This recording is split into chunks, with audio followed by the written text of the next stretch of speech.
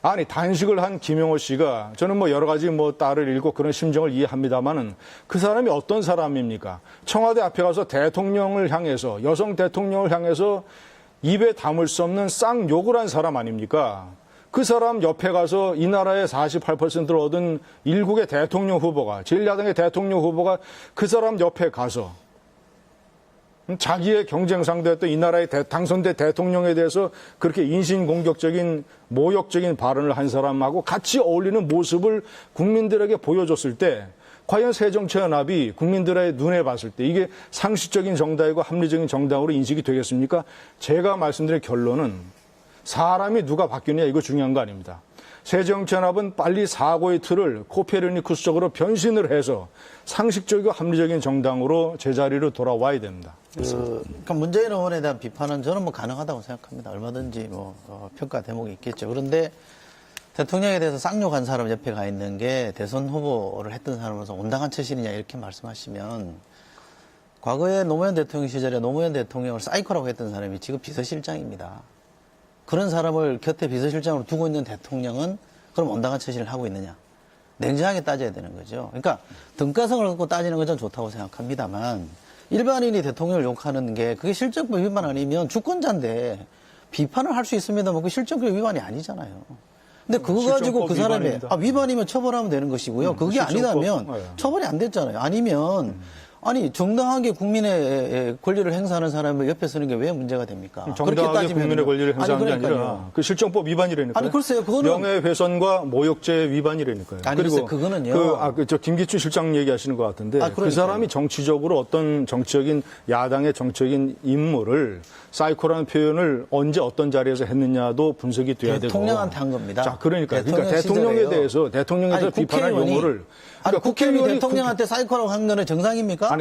그것이 그러니까 막 비판과 논란의 대상이 될 수는 있겠지만, 예? 아니 그거는 모욕죄 아닙니까? 아니, 예? 그건 대통령 모욕죄 아니에요? 사이코가 왜 모욕죄입니까? 아니 사이코라는 게 대통령에게 이게 국의를 실추시키는 거 아닌가요? 그 표현을 언제 어때서 어떤 의도로 했느냐도 따져야 되는 것이죠. 그분은 의도를 따지고 이 멀쩡한 일반 국민에 대해서는 의도를 안 따집니까? 아니 청와대 옆에 자기 가서 자식이 죽었는데 그러면 청와대 옆에 가서 경찰과 많은 공권력이 있는 가운데서 사람들이 많이 지켜보는 가운데서 이 나라의 여성 대통령을 대통령이란 X라는 표현을 하는 것이 정상입니까? 그게 잘했다는 얘기가 아니잖아요. 그리고 일국의 대통령 후보가 그 사람 옆에 가서 어울리는 모습을 보이면 안 되잖아요.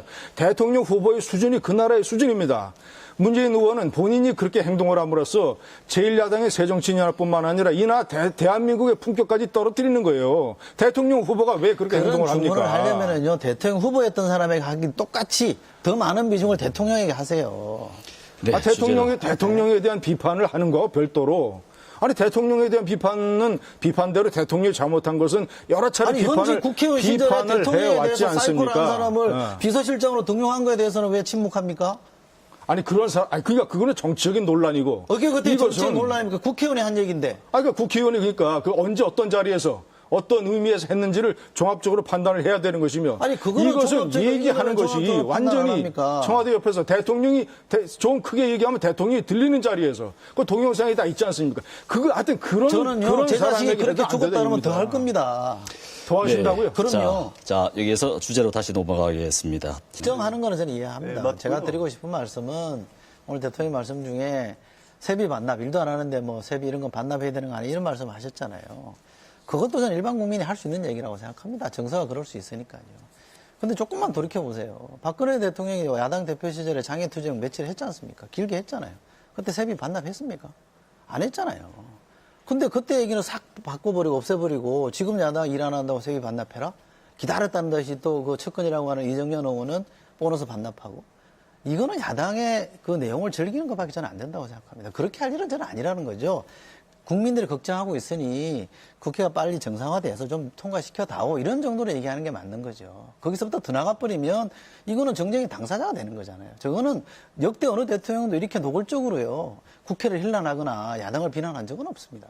제 기억에 그렇습니다. 그거는 신중할 필요가 있죠. 보는 견해에 따라서 다르겠지만 박근혜 대통령이 한나라당 대표 시절에 엄동설안의 장외투쟁을 벌였던 명분은 사학법을 개혁하는 것에 대한 반대 투쟁이었습니다. 그리고 그것은 나중에 다 증명이 됐어요.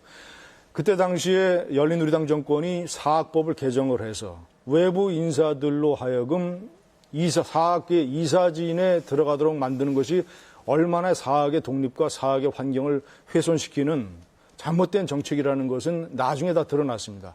한나라당 대표 박근혜 당시 대표가 한나라당이 그때 장애투쟁한 것은 사학법 개약 반대 투쟁이었습니다. 사실 우리가 정치는 명분이 있고 없느냐가 중요하지 않습니까? 자, 지금 세월호 특별법이 유가족이 요구하는 대로 안 되니까 국회를 내팽개치는 문제가 이것이 명분이 있는 겁니까? 이것이? 그러니까 명분을 이렇게 한번 따져보세요. 김진애 의원은 여론조사도 보실 테니까요. 지금 여론조사를요, 최근에 어떻게 묻느냐에 따라 조금 다르게 나옵니다만 정직하게 아주 드라이하게 물어보면 재협상 다시 여야 간에 다시 논의해야 된다는 여론이 더 많죠. 수사권, 기소권 주는 것도 검토해 볼 필요가 있다는 여론이 더 많죠. 그럼 이게 명분 없는 겁니까? 아니, 뭘로 그런 명분을 찾습니까? 내가 할 때는 명분이 있고 저 사람들이 할 때는 명분 없다는 기준을 누가 정합니까? 누가 판단합니까? 여론조사라는 기준으로 보든지 아니면 동일하게 봐야죠. 지금 야당도 절박하니까 나가는 거 아닙니까? 그런데 그 사람들이 나가는 거는 할 일 없어 나갑니까, 그러면? 공부하기 싫어서 학교 떠나는 사람처럼 그렇게 볼 일은 저는 아니다라고 생각합니다. 130년 국회의원이요. 여론조사, 정권도 여론조사로 뽑고 국회의원도 여론조사로 그 얘기가 뽑죠. 아니죠. 그렇지 않습니까? 그때는 명분이 있었다고 말씀하시니까. 그러니까, 예. 명분은 각자가 주장하는 거다 이거죠. 그리고 그것이 얼마나 설득력이 있느냐 얘기는 우리가 여론조사라는 걸 통해서 해볼 수 있는 거 아니냐 이거죠.